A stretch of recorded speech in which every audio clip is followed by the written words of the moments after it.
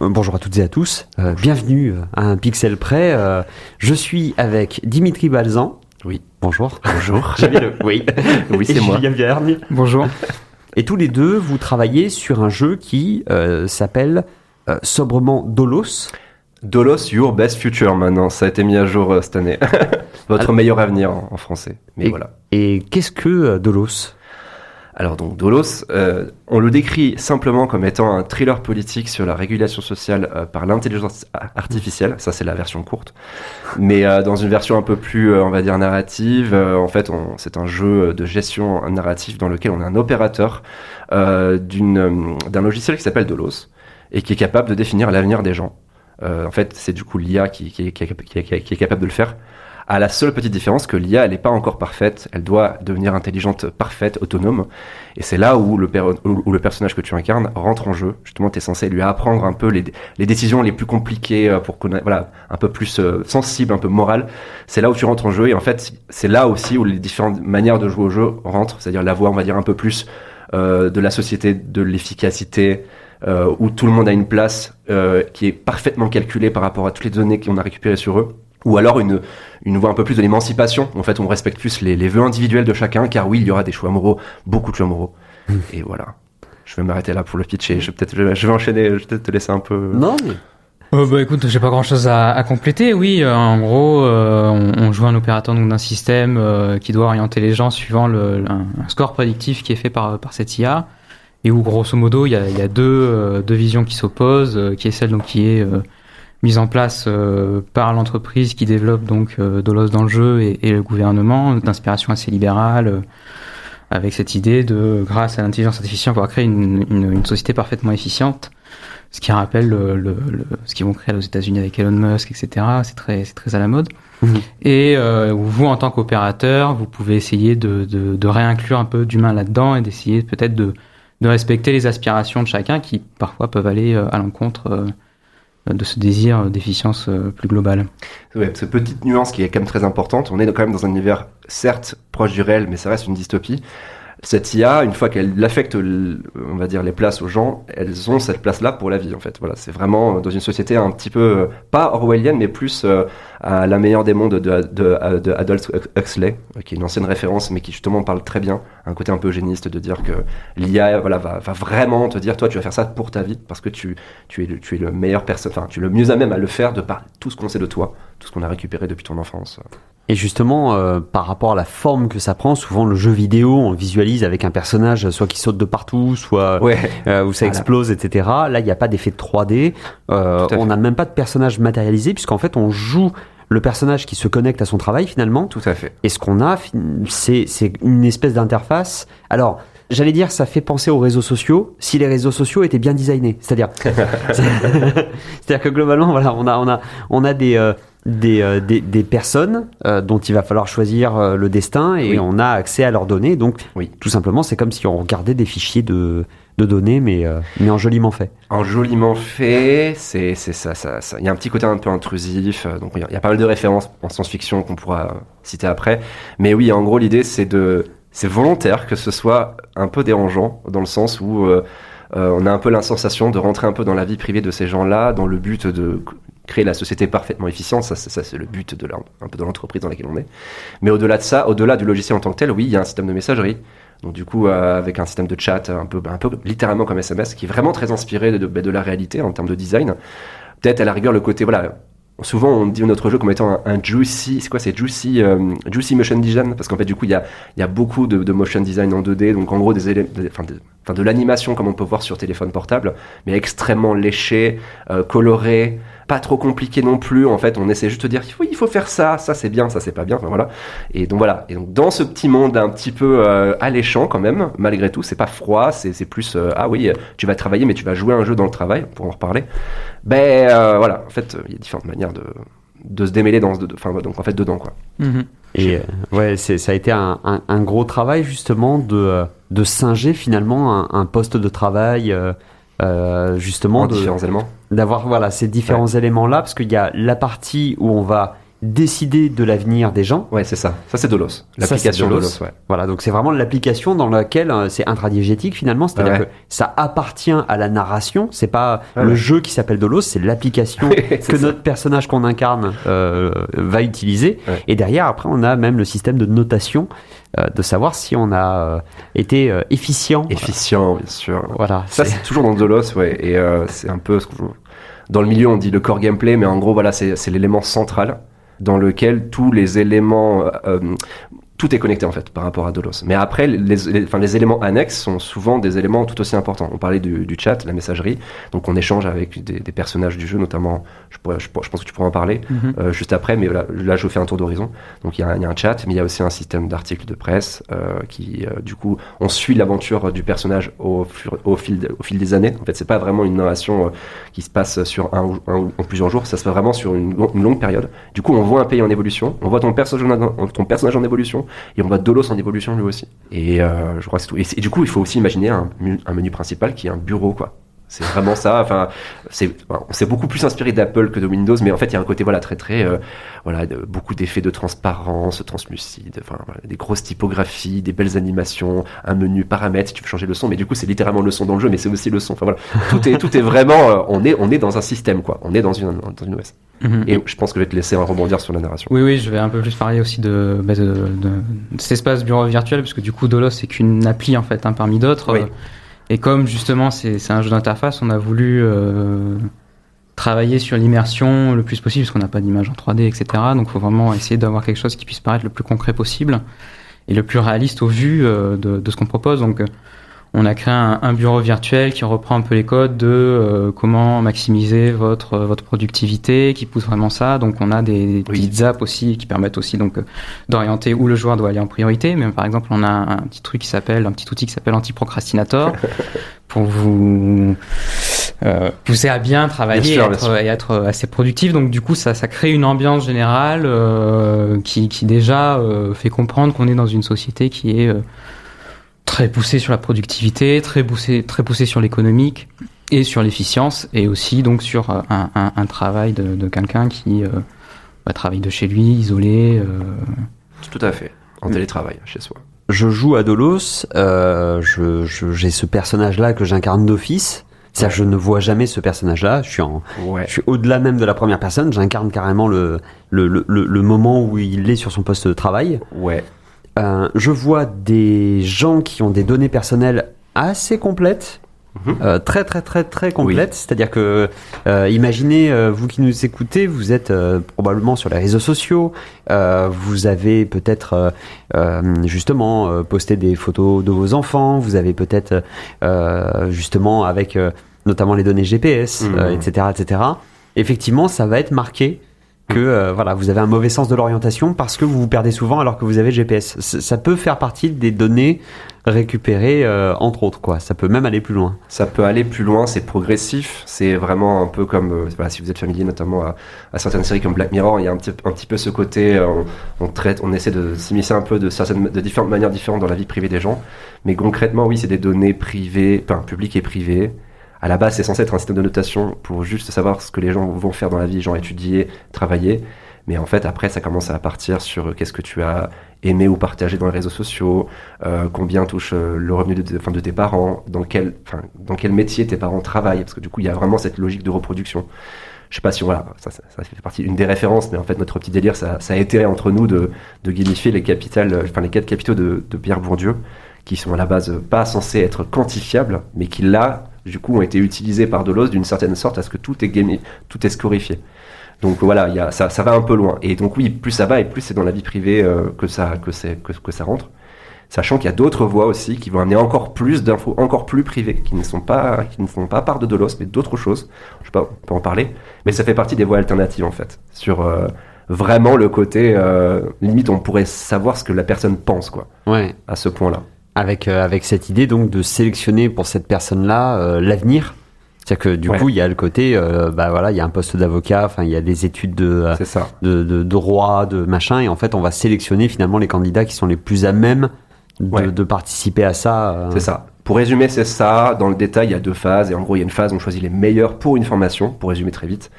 Et donc, effectivement, il y a une sélection parce qu'on prend un peu le haut du panier. Mais ce haut du panier, on peut l'orienter, on peut tirer par le bas, on peut tirer vers le haut les gens qui sont en bas, etc. Donc, il y a différentes manières de jouer. Et après, c'est la phase de tous les gens qui n'ont pas été pris dans la phase 1 sont ensuite réassignés dans des formations, dans des emplois, en fait. C'est un peu la vente aux enchères, tu vois. Enfin, il faut imaginer une sorte de jeu. Ben, c'est un jeu de cartes, littéralement. Oui, c'est un jeu vidéo, du coup. Et dans cette phase-là, voilà, on assigne toutes les cartes, enfin, toutes les gens qui restent deviennent des cartes, et on les assigne un peu comme ça, un peu comme présenté comme un board de Hearthstone, tu vois, où du coup, voilà, la personne a la référence, mais bon, bref, peut-être, voilà, où en fait, on assigne les cartes et on les défausse pour justement les placer là où elles sont censées aller, quoi. Donc en plus, l'un des personnages, c'est une jeune fille qui rêve de faire des études de droit. Ses parents sont des commerçants et ils tiennent une petite épicerie familiale dans un quartier populaire de la banlieue parisienne, ouverte par le grand-père paternel après la guerre. C'est-à-dire que ça, c'est une phrase dans l'ensemble en fait de son profil où on sait quelle note elle avait, on sait quel est son score social finalement. Oui. Et alors, est-ce que c'est bien moral de choisir ça pour ces gens-là qui n'existent pas au cas où Oui. Alors là, ce dont tu fais référence justement, c'est l'apport un peu plus humain, puisqu'en fait dans Dolos, tu as des informations qui sont très froides, très mathématiques. D'ailleurs, Dimitri parlait d'orienter les meilleurs, etc. C'est les meilleurs selon Dolos et selon en fait qu'est-ce qui guide l'action de Dolos. Et l'action de Dolos, c'est on va essayer d'identifier les individus qui ont le plus de chances de réussir leurs études et ensuite de s'insérer sur le marché du travail. C'est aussi pour ça qu'on a repris en fait les capitaux de Bourdieu, donc capitaux économiques, culturels, sociaux et symboliques. Oui. Parce que plus on est doté de capitaux et plus on a de chances de réussir ses études parce qu'on a un capital culturel qui correspond aux études, ou en tout cas au milieu universitaire dans lequel vous allez faire vos études. Parce qu'après vous avez un capital social qui vous permet d'avoir les bonnes relations pour vous insérer durablement sur le marché du travail, etc. Donc c'est pas tellement les meilleurs parce que ce seraient les meilleurs pour faire leur taf ou parce qu'ils participeraient au mieux à l'humanité derrière. C'est parce qu'en fait le point de vue pourquoi est mis en place Dolos, c'est de dire bon bah on dépense beaucoup d'argent pour former les gens, etc. Et le but c'est de perdre le moins en moins d'argent possible là-dessus. Donc finalement, et en fait l'effet pervers qu'il y a derrière, c'est qu'on va accentuer la reproduction sociale à des niveaux très très élevé, ce qui va avoir des conséquences politiques très importantes sur le développement du jeu. Enfin, non, le développement de l'histoire. Et donc là, ce dont tu faisais référence avec Sophie Durante, je travaille encore ce matin, du coup, où là, du coup, les éléments biographiques que ça, tu n'as pas directement dans Dolos, c'est avec Exodolos. Et alors, voilà. Exodolos, c'est un logiciel pirate, en quelque sorte, qui en fait est développé par une personne avec qui tu travailles chez Dolos, et qui, elle, se rend compte après des mésaventures personnelles liées à Dolos que c'est peut-être pas très clean ce qui se passe, quoi. Et donc, du coup, elle se rend compte qu'il y a des candidats qui sont discriminés justement pour les raisons dont je t'expliquais plus tôt, et qui, du coup, se dit, bon, vu que c'est un système auquel on essaye d'apprendre, si on arrive à un petit peu tricher avec le système d'apprentissage, peut-être que le système deviendra plus juste au moment où il deviendra automatique, et peut-être qu'on pourra essayer de couper l'herbe sous le pied au système tel qu'il évolue. Et donc du coup, elle a cette idée de récupérer les informations biographiques, les informations brutes qui sont captées par Dolos, qui sont en fait extrêmement larges, et où en fait elle les communique aux joueurs via des éléments biographiques, et où là on comprend pourquoi ces individus-là sont discriminés, qu'est-ce qu'ils ont envie de faire, quelles sont leurs aspirations. Et après, bon, ben, vu que le système est en effet permissif, mais pas trop, va falloir faire des choix entre les candidats qu'elle va vous soumettre, ceux que vous pourrez aider, ceux que vous ne pouvez pas aider. Et évidemment, suivant ceux que vous allez aider ou pas, vous allez avoir des conséquences narratives différentes et parfois importantes, on va dire. Mais voilà, donc du coup, c'est là où la dualité entre les deux valeurs qui vont s'opposer entre deux mondes possibles se font au sein du jeu. Et donc, effectivement, on va pouvoir parler du travail que ça a demandé, parce que bon, on cite Black Mirror, il y a deux, trois. On en a beaucoup. Mais voilà, il y a pas mal de références à la fois, j'allais dire cinématographiques, télévisuelles et vidéoludiques, entre autres. Ouais. C'est vrai que ça a demandé. Vous êtes sur le projet depuis combien de temps ? À temps plein, 2020. En fait, l'idée est venue en 2018. On parle vraiment des origines, du coup, on fait un peu l'historique ou. Juste, je demandais effectivement à peu près pour situer effectivement la durée du projet, parce que Très longue. on peut déjà le tester. Oui, il y a une démo sur Steam. Voilà. Donc on peut complètement y jouer. Première démo, c'est pas fini, mais on se fait une bonne idée de ce que le jeu va être. Donc ouais. Alors pour l'avoir testé moi-même, et encore j'ai testé une démo antérieure, Ouais, très longtemps, ouais. il y a très longtemps, en faisant l'interview de Dimitri en même temps, Et de Julien. et de Julien aussi, exact. Mine de rien, on en a eu pour à peu près 3h30 de live. Oui. Puisque on cherchait un petit peu à découvrir le pourquoi du comment de tel choix visuel, de telle histoire, etc. Donc je crois qu'on a fait 2 fois le jeu en 3h30. Enfin 2 fois la démo. T'as fait de plusieurs l'époque. fois la run, ouais, tout à fait. C'est Tester les différentes voies dans le jeu. c'est ça, puisque effectivement, on n'a même pas les mêmes informations affichées à l'écran selon nos choix à nous narratifs. Et donc, c'est vrai que ça bouleverse un peu notre vision en plus du logiciel, du jeu, de notre posture vis-à-vis des gens. Parce que, justement, on parlait de la durée de projet. Mine de rien, vous avez beaucoup réfléchi à cette partie narrative, puisqu'on est essentiellement sur un jeu narratif finalement. En fait, c'est le squelette du jeu est narratif. Story driven en anglais, c'est un peu un terme qui est utilisé dans le milieu, mais oui, c'est tout est narratif dans le sens où donc en fait, par rapport à comment tu joues dans le jeu, à quelles sont tes réponses quand tu parles à la personne sur le chat, en fait, tout est une résultante narrative variable en fonction de ça. Et c'est là, effectivement, on essaie de sensibiliser sur le fait que on parlait d'un logiciel, donc on parlait d'un bureau avec avec différentes applications, donc Dolos, Exodolos, parce que le Exodolos qu'a mentionné Julien, effectivement, ça peut être intéressant pour certains joueurs, mais ça peut complètement ne pas apparaître pour d'autres. Dans le sens où on te dit voilà, vous pouvez télécharger un logiciel un peu malveillant, est-ce que vous voulez le télécharger ou pas? Si vous passez à côté, vous passez. Alors il y aura des fenêtres bien sûr, voilà. Mais ce que je veux dire par là, c'est que le nom des personnages, enfin le nombre d'applications disponibles dans le jeu et une fois de plus aussi la difficulté dans Dolos, ce qu'on te proposera, variera beaucoup par rapport à ta manière de jouer dans Dolos, mais aussi à ta manière de répondre aux différents choix dans les dialogues à choix multiples du jeu. Et pourtant, le jeu va quand même avoir le même message. Oui, parce qu'on est toujours à peu près... En fait, on est toujours dans le même univers. Les personnages sont pas introduits de la même manière, en gros. Enfin, pour résumer, je veux pas trop ni spoiler, mais voilà, en fait, il y a des personnages en toile de fond, dont notamment les deux... Enfin, Julien en parlera davantage, mais les 2 créateurs de Dolos, enfin, entre autres, qui sont des personnages en toile de fond, mais très importants malgré tout, parce que, en fait, on se rend compte de plus en plus quel était leur impact enfin, la raison pour laquelle Dolos existe et pourquoi on en est arrivé là. Et en fait... Il y a plusieurs fins dans le jeu, mais les fins ne sont pas de type choix A, B, C, et du coup tu choisis à la toute fin. C'est plus, t'as un peu la fin que tu mérites, on va dire que t'as cherché. Non mais voilà, dans le sens où tu as joué de cette façon-là, en fait, tu vas obtenir enfin un peu la conséquence logique de ces choix que t'as pu faire, tu vois. Par exemple, si tu joues parfaitement et que tu gagnes beaucoup d'XP et que tu ne télécharges pas Exodos et que tu ne t'intéresses pas et que tu n'as pas un profil a priori très empathique, parce que c'est un peu ça finalement la valeur centrale, une des valeurs centrales du jeu, c'est l'empathie. Très bien, Paper Please le fait aussi à sa manière et du coup tu obtiens un petit peu l'équivalent d'une run un peu corpo pour ainsi dire, c'est-à-dire vraiment une run pro Dolos où tu vas vraiment atteindre les plus hauts niveaux de la hiérarchie de Dolos en termes d'XP. Et du coup, la fin qui est associée à ça, quoi. Mais voilà, c'est progressif et du coup, on peut ne pas tout de suite se rendre compte qu'il y a autant de variations que ça au départ. C'est ça qui est assez intéressant, du coup. Et justement, d'un point de vue narratif, j'ai cité un passage d'un personnage fictif du jeu. Tu as tout de suite, Julien, donné le nom du perso.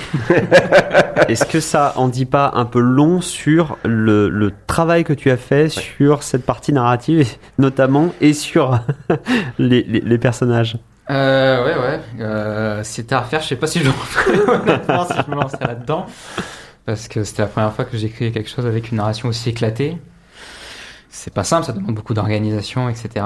Et du coup, pour revenir sur cet éclatement-là et sur comment on arrive à avoir un message qui reste global, on essaye vraiment en fait de laisser la possibilité au joueur finalement d'y mettre un maximum de lui-même dedans et de se confronter en fait aux conséquences de ses actes, mais sans non plus partir dans une espèce de leçon de morale où il faudrait faire ci ou il faudrait faire ça. On a essayé d'avoir quelque chose qui soit très nuancé, et justement sur l'apport de l'intelligence artificielle, sur son utilisation, etc. Donc ça demande beaucoup de nuances et aussi donc surtout ces personnages-là, parce que si tu les prends, si tu les places à tel ou tel endroit, ils vont évoluer différemment, et puis si tu les prends avec un tel, ça va aussi évoluer différemment. Enfin donc il y a tout un tas d'interactions aussi qui se passent de différentes manières suivant ce que tu fais toi dans le jeu. Dimitri parlait en effet de est-ce que tu prends si tu télécharges Exodolos ou pas. La personne qui te propose Exodolos, donc ton collègue, enfin ta collègue Marie Orsa chez Dolos, tu peux aussi au début du jeu totalement décider de l'ignorer, donc ne pas connaître son identité. Ouais. Et tu as aussi un autre chemin narratif qui en fait réagit à ça, quoi. Et après aussi la difficulté, c'est faire en sorte que quand même chacun de ces chemins narratifs soit quand même assez intéressant et propose quelque chose aux joueurs. Donc oui, c'est pas un petit truc, sachant aussi qu'on a des... Et c'est là où pour moi ça a été très différent, parce que moi au départ j'ai plutôt de l'écriture de romans ou ce genre de choses, donc quelque chose de très linéaire et de très écrit. Et là du coup c'est beaucoup de petites choses à droite à gauche, donc ça va être des dialogues, ça va être des articles de presse, on n'a pas encore trop parlé de ça, de cet aspect-là, mais qui aussi vont, sur la fin du jeu, vont évoluer totalement différents. On va avoir plein d'articles de presse suivant en fait ce que vous avez fait, qui vont évoluer, et même dans des articles de presse il va y avoir des variations suivant tel candidat que t'as pris ou t'as pas pris, enfin bon bref. Énormément de variations. Ça, voilà, c'est l'un des derniers trucs que j'ai fait là il y a pas très longtemps, qui est passé, mais ça a été, il y a eu quelques sueurs froides. Et sachant aussi qu'on a aussi quelques éléments un peu transmédia, là c'est quelque chose qu'on essaie de développer à l'heure actuelle pour essayer de raconter l'histoire des créateurs de Dolos et pourquoi ils font ce qu'ils font. Et où là on essaye d'avoir des cinématiques en prise de vue réelle, donc on essaye Voilà, donc là on a des réunions, on a fait les scripts, tout ça, donc on va voir où c'est qu'on peut l'amener. Voilà, donc on a quelque chose quand même de très très éclaté sur ce qui se fait en général, je dirais, même dans un jeu vidéo et surtout dans un jeu vidéo indépendant. Très hybride en fait, hein. On peut le pitcher de plein de manières différentes. Enfin, je t'ai parlé de thriller politique, on peut dire management narratif, on peut dire simulation, parce que simulation ça parle aussi. Donc c'est très varié. Par rapport au temps que vous avez passé à développer le jeu, qui est colossal en termes narratifs, en termes justement d'interface utilisateur, pour avoir ce côté très léché, très d'engagement en fait finalement. C'est-à-dire que quand on utilise Dolos, c'est horrible à dire, mais on passe un bon moment. Il y a un côté un peu, tu sais, le truc tu regardes par la fenêtre, tu dis ah tiens, il promène son chien à cette heure-là, là, tu vois. Il y a un peu ce côté-là.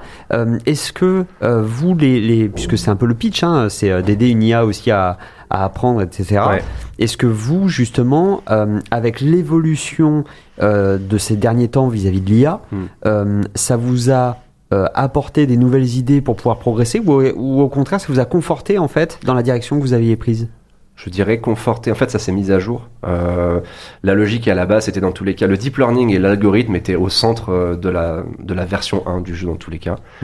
Et après, en fait, l'IA, effectivement, s'est popularisée entre-temps. Donc, en fait, c'était presque une aubaine, en fait, pour nous, dans le sens où ça va remettre au centre quelque chose qui existait déjà avant, mais qui a été effectivement extrêmement rendu populaire avec tout ce qu'on a vu par rapport aux IA génératrices d'images, etc.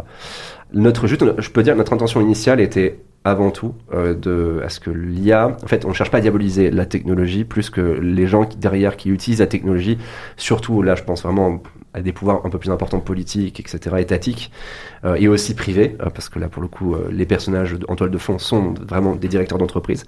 Et là, pour le coup, on questionne un peu plus ça que vraiment l'IA en tant que telle. Donc après, c'est un peu aux joueurs, c'est un peu une réponse facile, j'admets, mais nous, on a des points de vue très très clairs, on pourra en parler si tu veux, sur l'IA, enfin nuancé, je dirais plutôt. Variable. Enfin, en fait, c'est un sujet complexe dans tous les cas, parce que je pense qu'on peut pas dire oui, il y a vraiment des points de vue qui s'opposent et les arguments sont très intéressants à entendre. Mais là, pour le coup, c'est vraiment pourquoi l'IA. En fait, pourquoi, dans quel but. Et c'est vraiment tout ce que Dolos essaie de te confronter comme dilemme. Et est-ce que selon toi, c'est viable ou pas? Est-ce que ça rend la société meilleure? Parce que un des dilemmes que j'avais levé avec vous justement en jouant, c'est que le logiciel pirate qui essaye finalement de faire d'une autre façon, plus empathique, au final, elle va vous livrer encore plus d'informations sur les gens. Et potentiellement d'autres dilemmes. Éthiques complètement, alors qu'on essaye d'aider les gens à être moins discriminés, mais au final... ça reste quand même une collecte d'infos colossale, quoi. Mais c'est exactement ce que disait Julien sur le côté nuancé, c'est que justement on veut pas faire le côté Exodolos c'est la voix anarchiste, militante, un peu révolutionnaire, et Dolos c'est la voix corporate, voilà, justement. En fait on va quand même un peu plus nuancer tout ça. sachant qu'il n'y a pas que 2 voies aussi. Bon bref, j'en parle. À la fin, il y en a 3, mais c'est très entremêlé. En fait, il faut vraiment voir ça comme un spectre qui est très large, qui s'élargit de plus en plus. Okay. Et toi, tu navigues un peu de gauche à droite, de haut en bas. Enfin, tu essaies de te faire un cheminement qui amène à différentes fins, mais voilà, c'est le cheminement qui est assez intéressant pour le coup, vu qu'il y a vraiment des virages possibles. Oui. A priori jusqu'à la fin. Ça a été quelque chose qu'en plus on a décidé un peu plus dernièrement, c'est que jusqu'à la fin, on peut encore faire des virages assez conséquents sur la fin, quoi. Ouais, puisque en plus il y a ces idées de statistiques en tant qu'employé à atteindre, et donc on se surprend à essayer de parfois placer un candidat qui propose un score moins important parce que issu de familles modestes, etc. Et en fait on va le paquer en fait dans des candidats qui eux sont très intéressants, et on se demande si c'est pas déjà des pratiques qui peuvent se faire. Donc c'est très très particulier. En tout cas, on aura, j'espère, l'occasion avec vous deux, Julien, Dimitri, de pouvoir discuter des compromis aussi qui existent quand on crée un jeu vidéo engagé. Parce que c'est ça aussi, il y a pas mal de choses, en termes de budget, en termes de scope, c'est-à-dire d'échelle du jeu, en termes de capacité de développement, etc.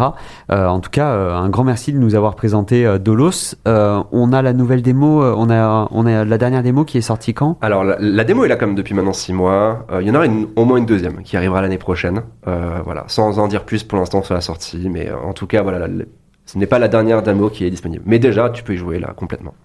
En tout cas, merci beaucoup. Et puis, écoutez, avec un grand plaisir pour vous retrouver. Et en attendant, je vous souhaite une super fin de journée. Merci beaucoup.